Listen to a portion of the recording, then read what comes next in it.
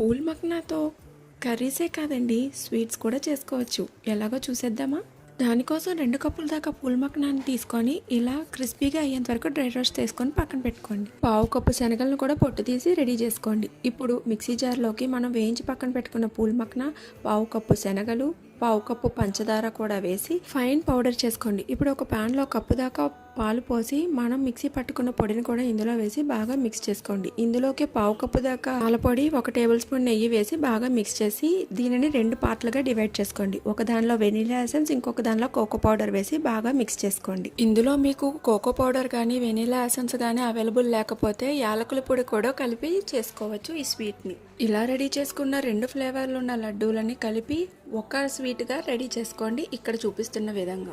అంతేనండి, ఎన్నో health benefits ఉన్న పూల్ మక్నాతో స్వీట్ రెడీ అయిపోయింది. పాలకోవాకి ఏమాత్రం తీసిపోని ఈ స్వీట్ని చేసి మీకు ఎలా వచ్చిందో కామెంట్ చేసేయండి. Thank you for